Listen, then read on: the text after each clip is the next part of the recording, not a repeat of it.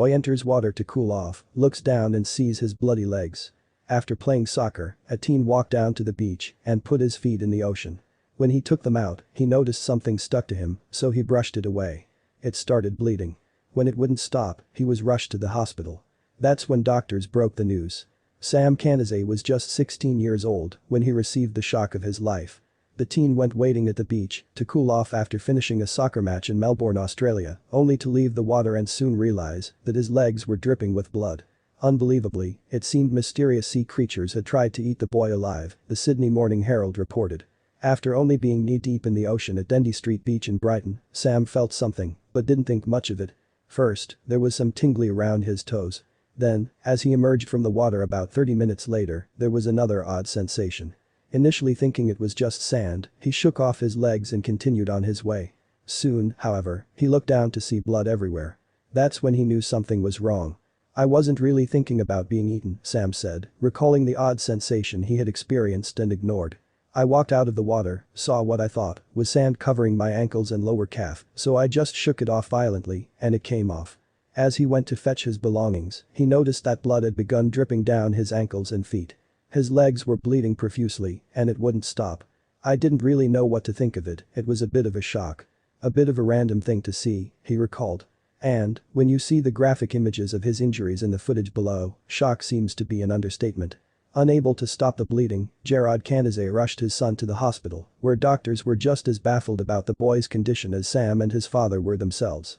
"My dad gave me this funny stare, and I gave him a stare, because we both just had no clue what was going on," Sam said.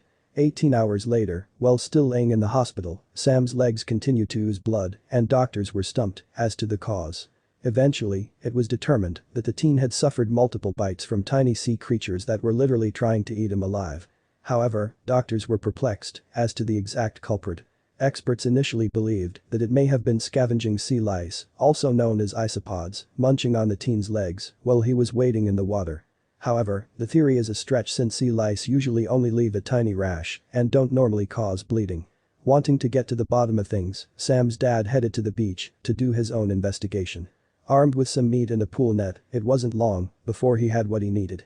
Hordes of critters rushed to devour the meat, allowing Gerard to take video of the creatures and also capture some of them so he could show the doctors exactly what had done the damage to his son.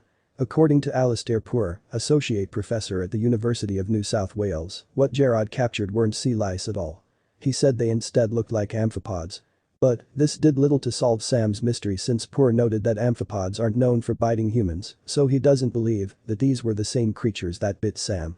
"You can attract a lot of animals in the sea with raw meat," Dr. Poor explained. "Even though it's interesting, it doesn't prove to me they were the ones that bit his legs."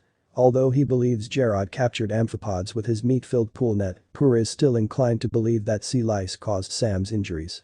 However, there's really no way to tell at this point. Although Sam was expected to make a full recovery, his parents still wanted to come forward with his unusual case, which eventually drew worldwide attention. Although they'd love to have answers as to what really injured their son, there's more to them sharing their story than just that. "I'd hate to see anyone else going through this. If we can prevent it for anyone else, that's the aim of us talking to people," Jane Kanase, Sam's mother, explained while at her son's hospital bedside as his legs continued to ooze blood days after the incident. She may have succeeded in her endeavor, even though the culprit hasn't been identified, because plenty of people are going to be hesitant to even go back into the water after seeing this. "I think I'll stick to swimming in a nice, clear pool." Sam, however, is undeterred. "Plenty of people go for a swim in there, so it's probably just a one-off thing," he said, relaying that the incident won't keep him out of the water.